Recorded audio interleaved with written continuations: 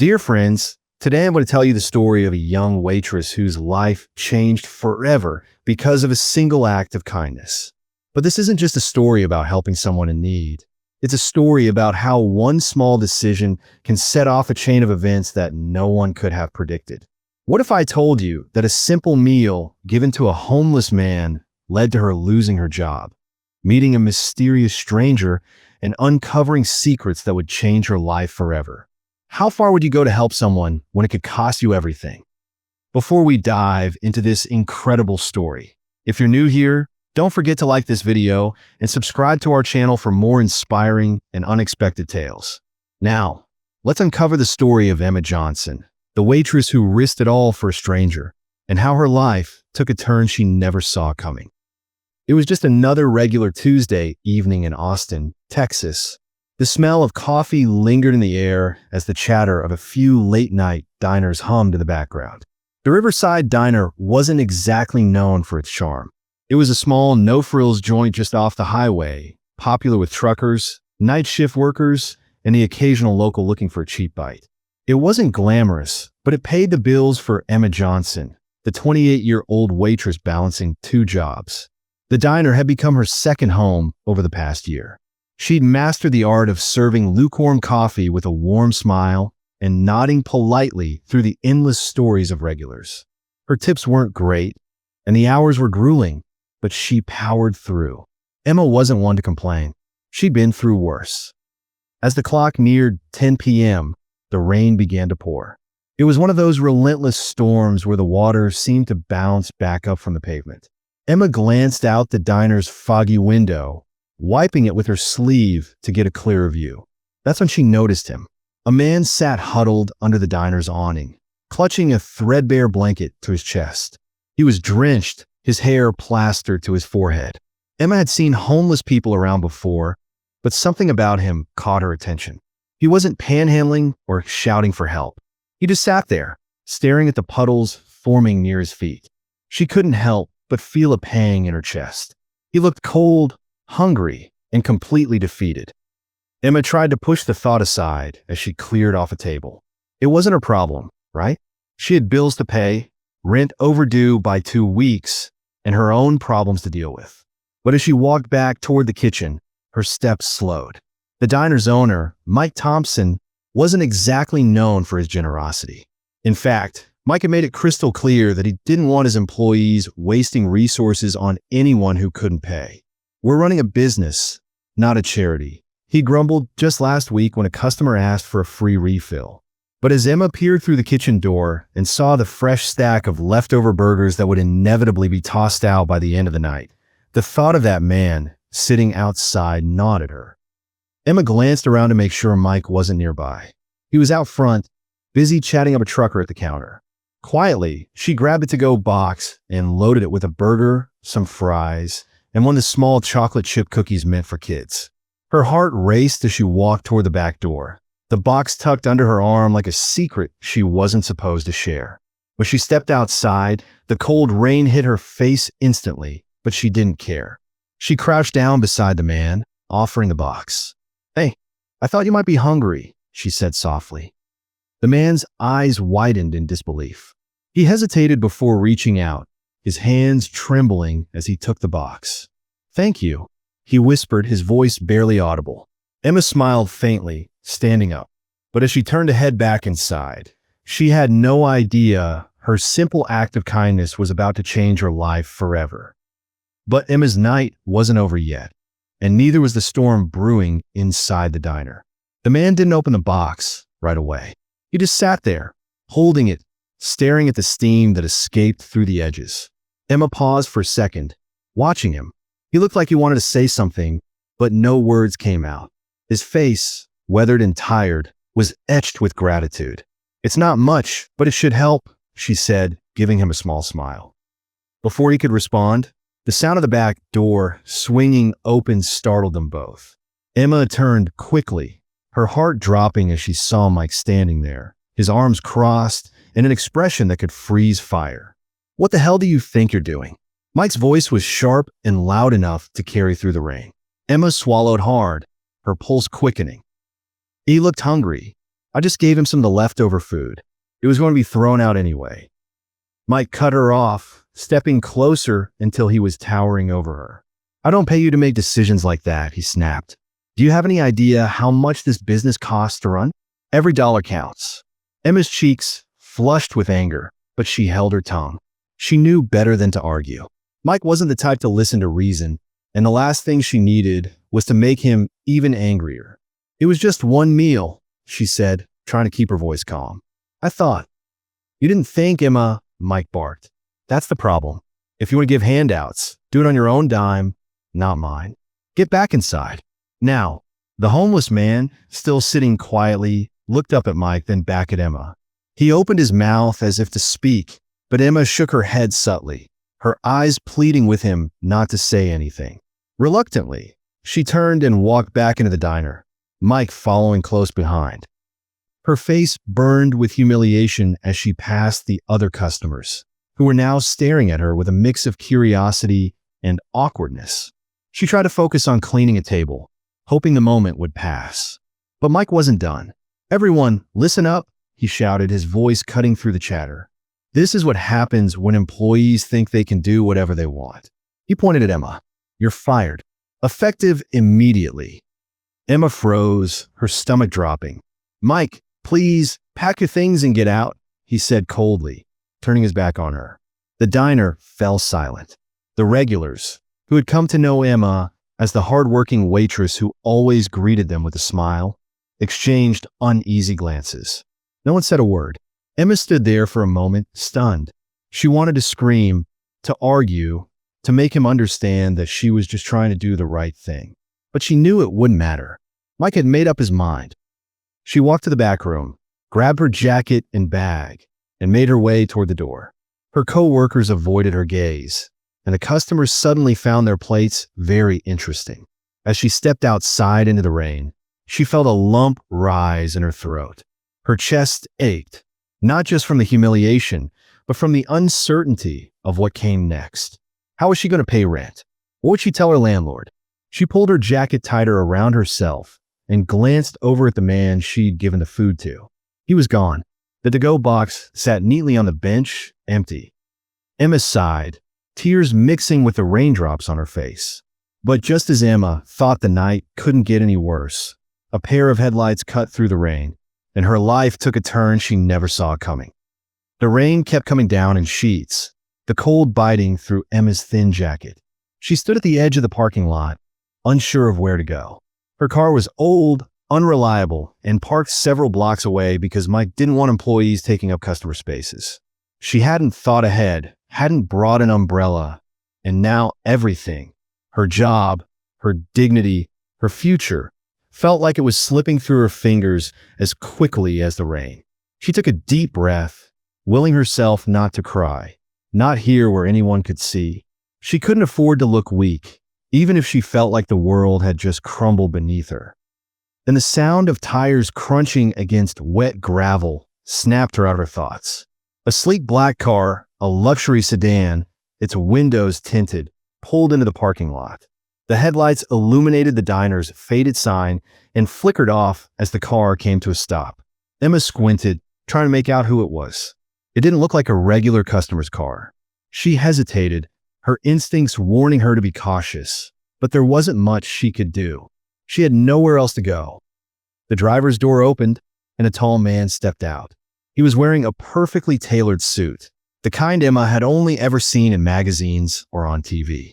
His shoes shone even in the rain, and he held an umbrella that seemed more expensive than her entire wardrobe. The man walked toward her, his pace steady and unhurried.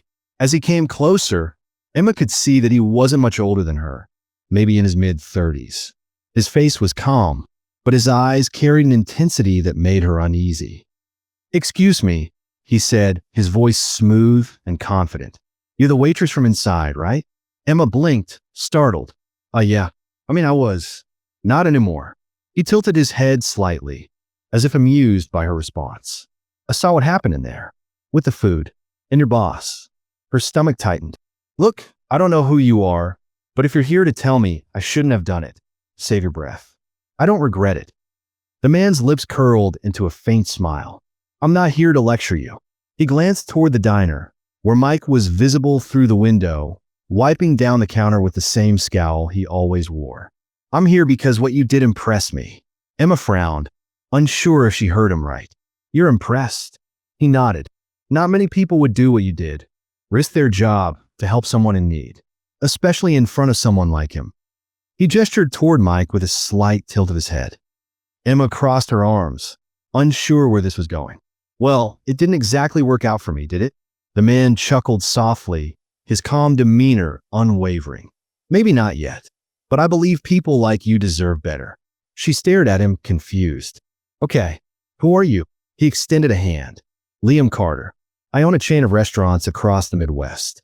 Upscale places, fine dining, high standards, and people like you, people with integrity who do the right thing even when it costs them. Those are the people I want working for me. Emma blinked, her brain struggling to process his words. You're offering me a job? Yes, Liam said simply. Not just any job, a managerial position, good pay, benefits, a fresh start. Her mouth opened, then closed again. It sounded too good to be true. Why? You don't even know me. Liam's expression softened. I know enough. I saw you put someone else's needs above your own.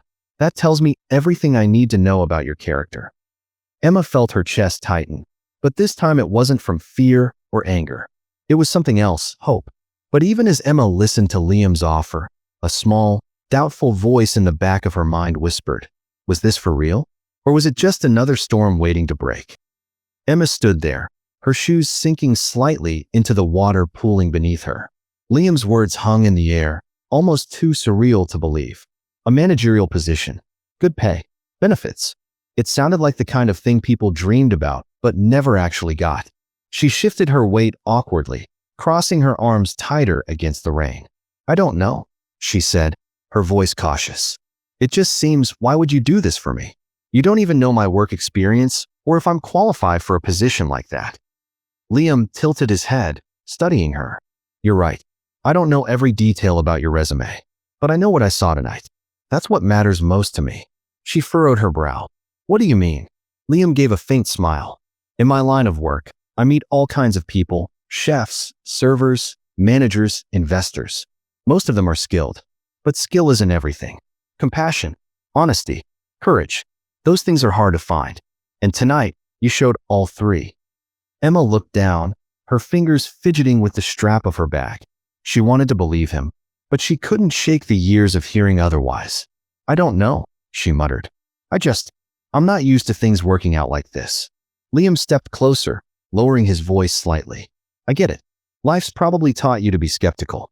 But sometimes, opportunities show up when you least expect them. All I'm asking is for you to think about it. For a moment, Emma felt the weight of her doubts pressing down on her.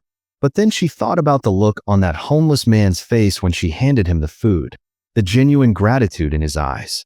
That wasn't something you could fake, and it wasn't something she could forget. Before she could answer, the diner door swung open behind her. Mike stood in the doorway, squinting against the rain. His voice was sharp as ever. Emma, what are you still doing here? I told you to get off my property. Liam turned his head slowly, his expression calm but unreadable. He spoke before Emma could. You're Mike, I assume? Mike frowned, clearly sizing him up. Yeah, what's it to you?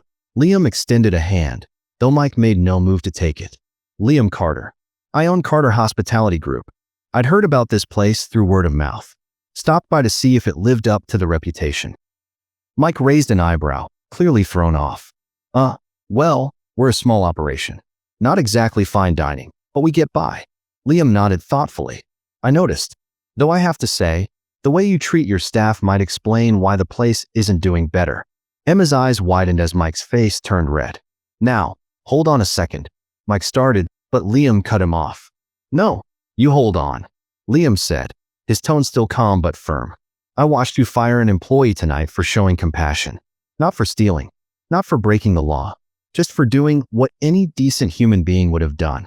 And if that's how you run your business, it's no wonder the parking lot's half empty. Mike's jaw tightened, but he didn't respond. Liam turned back to Emma.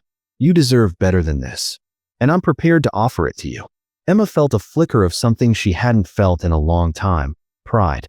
She squared her shoulders, meeting Mike's glare head-on for the first time. I think I'll take you up on that offer," she said, her voice steady. Liam smiled. "Good choice." Mike muttered something under his breath and stormed back into the diner, slamming the door behind him. For the first time that night, Emma let out a breath she hadn't realized she'd been holding. The rain didn't feel as cold anymore, and the heaviness in her chest started to lift. But even as she walked toward Liam's car, a question lingered in her mind.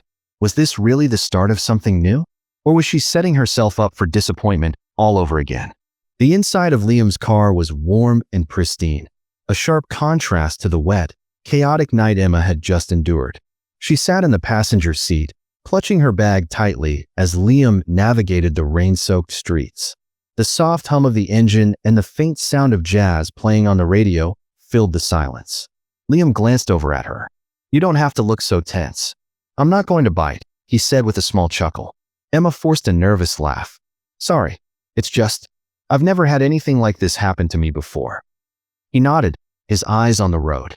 "Understandable. But trust me, this isn't some kind of scam or charity case. I'm offering you this because I see potential. That's it." They pulled into the parking lot of a modern building with sleek glass doors and glowing signage that read Carter Hospitality Group. Liam parked and stepped out, motioning for Emma to follow.